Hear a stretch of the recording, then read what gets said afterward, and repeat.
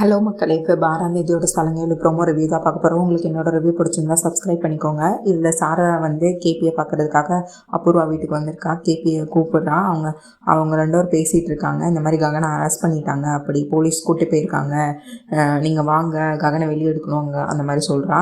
உடனே அதை கேட்டு இது 2 பேரும் பேசிகிட்டு இருக்காங்க. அப்போ வந்து மீனா கீழே இறங்கி வரா. உடனே கேபி வந்து மீனாட்ட சொல்கிறா, நான் போலீஸ் ஸ்டேஷன் போயிட்டு வரேன், வெளியே எடுக்கணும் என் பையனை அப்படின்ட்டு சொல்லிட்டு போகிறான். உடனே எந்த பையன், நம்ம சரி இங்கே தானே இருக்கான், சரி அப்படின்னு கூப்பிட்றேன், இங்கே தானே இருக்கான், அப்புறம் இதுக்கு எந்த பையன் உள்ளே போயிருக்கான் போலீஸ் ஸ்டேஷனுக்கு அப்படிங்கிற மாதிரி கேட்குறாங்க.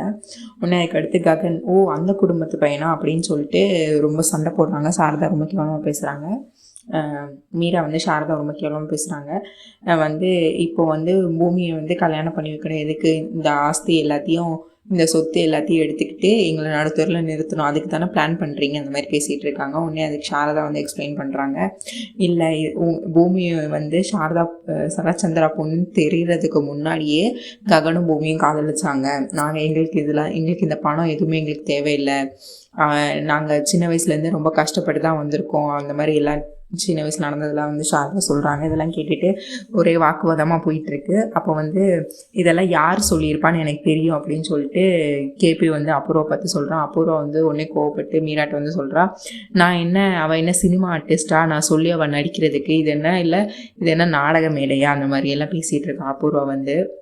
உடனே அதுக்கு மீனா சொல்கிறான், நான் என்ன சின்ன குழந்தையா, எனக்கு அறிவில்லையா, எனக்கு தெரியாதா, அந்த மாதிரி பேசிகிட்டே இருக்காங்க. அதுக்கு அடுத்து ரொம்ப பிரச்சனையெல்லாம் பெருசாகுது. உடனே மீரா ஒரு நிமிஷம் அப்படின்னு சொல்லிட்டு உள்ளே போய் கத்தி எடுத்துகிட்டு வருவாங்க. கத்தி எடுத்துகிட்டு நீங்கள் போகிறதுனா போங்க போலீஸ் ஸ்டேஷன், எனக்கு பிரச்சனை இல்லை, ஆனால் நான் செத்துருவேன் அப்படிங்கிற மாதிரி மிரட்டுறாங்க. என்னை கொண்டுட்டு நீங்கள் எங்கே வேணாலும் போங்க அப்படின்றான். உடனே சரி நான் போகலை. உடனே அதுக்கு அடுத்து சாரதா இதெல்லாம் பார்த்துட்டு, சரி நானே பார்த்துக்கிறேன், எனக்கு நீங்கள் யாரோட உதவியும் தேவையில்லை அப்படின்னு சொல்லிட்டு சாரதா நான் போகிறேன் அப்படின்ட்டு போகிறான். அப்போ சரி பெரியம்மா கூப்பிட்றான்.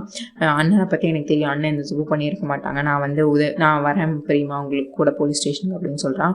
அதெல்லாம் வேண்டாம், யாரும் வர வேண்டாம், என்னோட இதை நானே பார்த்துக்கிறேன், உங்கள் குடும்பத்தில் எந்த பிரச்சனையும் வர வேண்டாம் அப்படின்னு சொல்லிட்டு சாரதா அவங்க வீட்டை விட்டு வெளியே வந்துடுறாங்க. உடனே கதவை அடைச்சிட்டு மீரா உள்ளே போயிடுறாங்க. உள்ளே போய் கேபியை மிரட்டுறாங்க, நீ ஒரு வேளை அந்த குடும்பத்துக்கு ஏதாவது இது பண்ண நினச்சின்னா உன்னை தொலைச்சிருவேன், அவ்வளோதான் அப்படின்னு சொல்லிட்டு எல்லோரும் கோவப்பட்டு போகிறாங்க. இங்கே பூமி என்னென்னா அந்த லாயரை தேடி ஓடிட்டே இருக்கா.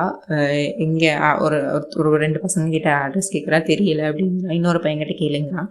உடனே அவன் அட்ரஸ் சொல்கிறான், அவனே கொண்டு போய் விடுறான், இதான் லாயர் வீடு அப்படின்னு சொல்லிட்டு. உடனே லாயர்கிட்ட போய் பேசுகிறான், இந்த மாதிரி நடந்தது, எங்கள் அப்பாக்குள்ள வழக்கில் ககனை அரெஸ்ட் பண்ணியிருக்காங்க, இந்த மாதிரி ஒருத்தன் அப்ரூவராக மாறியிருக்கான்னா, அப்ரூவராக மாறினா ரொம்ப கிரிட்டிக்கல் கேஸு, வெளியவே எடுக்க முடியாது, பெயிலே கிடைக்காது அப்படிங்கிற மாதிரி சொல்கிறாங்க. உடனே அவன் சொல்கிறான், பூமி சொல்கிறா, இல்லை அவன் ஃப்ராடு, அவன் பொய் சொல்கிறான், ககன் இந்த கொலையை பண்ணவே இல்லை, ககனை மாட்டி விடுறதுக்காக யாரோ செட் பண்ண ஆள் தான் அது அப்படின்னு சொல்கிறான், அதனால் ககனை வெளியே எடுக்கணும் அப்படின்றான்.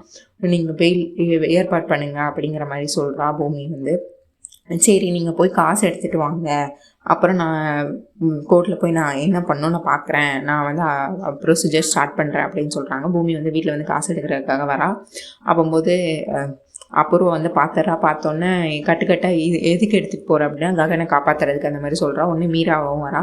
உடனே பாரு, நான் என் மாமாவை கொண்டுட்டு கொல்லிட்டு இப்போ அவனே வெளியிடுகிறது காசு எடுத்துகிட்டு போறியா அப்படின்னா மீரா ஏன் இதில் ஒன்று பூமி சொல்கிறேன், எனக்கு இதில் என்னோட அப்பாவோட சொத்து, எனக்கு இதில் பங்கு இல்லையா, நான் எடுத்துக்கூடாதா, அவசரத்துக்கு நான் எடுத்துக்கலாம், தப்பு இல்லை, நான் அப்பா இது பண்ணதுக்கப்புறம் நான் சொல்லிக்கிறேன் அப்படிங்கிற மாதிரி பூமி சொல்கிறா.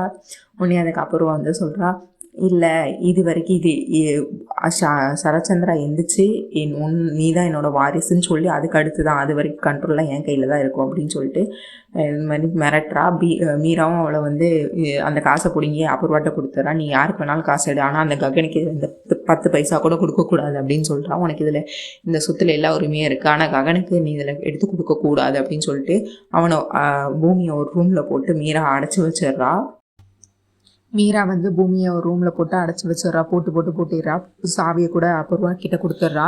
கேபி அவரோட ஃப்ரெண்டை அனுப்பியிருக்காரு சாரதா வீட்டுக்கு ககனை வெளியே எடுக்கிறதுக்காக. அவங்க 2 பேர் பேசிகிட்டு இருப்பாங்க. அப்போ ரொம்ப கிரிட்டிக்கலான கேஸு, அதனால் வெளியே வர்றது ரொம்ப கஷ்டம் அப்படின்னு சொல்லிட்டு கேபியோட ஃப்ரெண்டு சாரதா கிட்ட சொல்லிட்டு இருப்பாங்க. அப்போ நட்சத்திரம் என்ட்ரி கொடுப்பா. என்ட்ரி கொடுத்துட்டு மாமா வெளியே வரணும்னா அதுக்கு நான் முடிவு நான் நினச்சா மட்டும்தான் மாமா வெளியே வருவார் அந்த மாதிரி சொல்லுவாள். நட்சத்திரம் நீ கொஞ்சம் அமைதியாக இருந்தா அந்த வந்தவங்க கேபியோட ஃப்ரெண்டையும் ரொம்ப மாதிரி மரியாதை இல்லாமல் பேசுவா. அதுக்கடுத்து சரின்னு அவங்க கேபியோட ஃப்ரெண்டு அவங்க ரொம்ப கான்ஃபிடென்ட்டாக சொல்கிறாங்கல்ல, நீங்கள் அவங்க ஹெல்ப் பண்ணாங்கன்னா பாருங்கள் அப்படின்னு சொல்லிட்டு அவர் போயிடுவார். நக்ஷத்ரா வந்து மாமா வெளியே வரணும்னா அதுக்கு நான் தான் முடிவு எடுக்கணும், நான் மனசு வச்சாதான் வருவார் அப்படின்னு சொல்லுவா. என்ன பண்ணணும்னா, நீங்கள் எனக்கும் மாமாவுக்கும் கல்யாணம் பண்ணுவீங்கன்னு எனக்கு சத்தியம் பண்ணி கொடுங்க, அப்போ நான் வந்து என் மம்மி கிட்ட சொல்கிறேன், வெளியே சொல்லி நான் சொன்னால் என் மம்மி என்ன வேணாலும் கேட்பாங்க, நான் சொன்னால் மாமாவை வெளியே விடுங்கன்னு சொன்னாங்கன்னா வெளியே விட்டுருவாங்க, இது ஒன்று தான் லாஸ்ட் சான்ஸு, வேறு சான்ஸே இல்லை உங்களுக்கு அப்படின்னு சொல்லிட்டு இருப்பா. சத்தியம் பண்ணுங்க அப்படின்பா. அதெல்லாம் முடியாது, நீ வெளியே போ அப்படின்னு சொல்லிட்டு பூர்ணியும் சொல்லுவா, சாரதாவும் சொல்லுவா.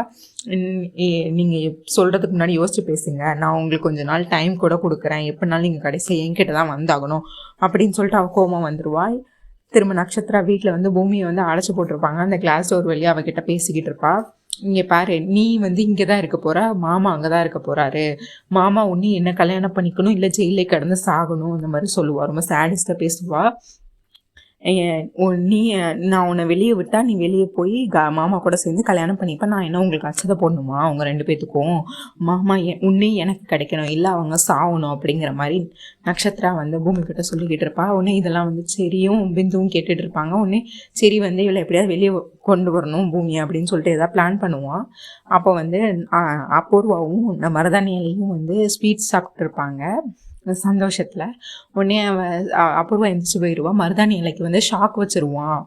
ஷாக் வச்சாதான் அந்த கீயை வாங்க முடியும் அப்படின்னு சொல்லிட்டு ஃபிக்ஸ் வந்துருச்சு கொடுங்க அப்படின்னு சொல்லிட்டு, மருதாணி இலைக்கு ஃபிக்ஸ் வந்துருச்சு, ஏதாவது இரும்பு இதை கொடுங்க அப்படின்னு சொல்லிட்டு, சாவியை கொடுங்க நீ கொடுங்க அத்தை அப்படிங்க. உடனே சாவியை அவன் கொடுத்துருவான். கொடுத்தோன்னே அந்த ஃபிக்ஸை நிப்பாட்டுற மாதிரி நிப்பாட்டிட்டு அந்த சாவியை எடுத்துகிட்டு அவன் வேற ஒரு கீயை வந்து அவள் கையில் கொடுத்து மாற்றிடுவான். கீயை வந்து எக்ஸ்சேஞ்ச் பண்ணிடுவான். சரி வந்து உடனே அதுக்கடுத்து கீயை திறந்துட்டு பூமி நீ வெளியே போய் அண்ணனை காப்பாற்று அப்படின்னு சொல்லிடுவான். அதுக்கடுத்து பிந்து சொல்லுவா, இப்போ பூமியை வெளியே விட்டுட்டோம், இப்போ இந்த ரூமில் யாராவது இருக்கணுமே என்ன பண்ணுறது அப்படின்னு யோசிச்சுட்டு இருப்பான். உடனே சரி வந்து ஐடியா பண்ணி நீயே இங்கே இரு அப்படின்னு சொல்லிட்டு அவகிட்ட பேச்சு கொடுத்துட்டு அவளுக்கு தெரியாமே பிந்து லாக் பண்ணிட்டு போயிடுவான். அண்ணா என்னை வெளியே விடு நான் அப்படின்னு சொல்லிட்டு இருப்பா. ப்ளீஸ் பூமி அண்ணனுக்காக இது கூட பண்ண மாட்டியா, உள்ளே இரு பிந்து அப்படின்னு சொல்லிட்டு போயிடுவான். உடனே பிந்து வந்து பூமியா ரூமுக்குள்ளே நடிச்சிட்டு உள்ளே இருக்கா.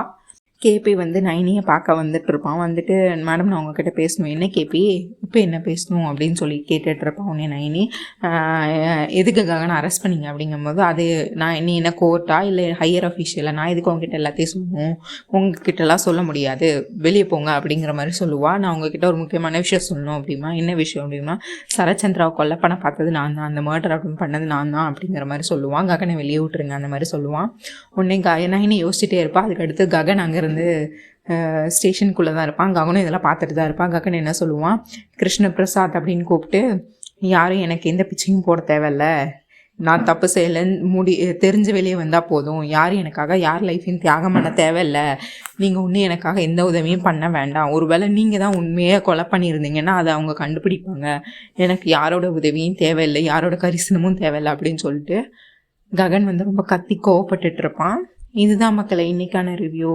உங்களுக்கு என்னோட ரிவ்யூ பிடிச்சிருந்தா சீரியல் குட்டி ரிவ்யூ மறக்காமல் சப்ஸ்கிரைப் பண்ணிக்கோங்க, லைக் பண்ண மறக்காதீங்க. தேங்க்யூ மக்களே, தேங்க்யூ.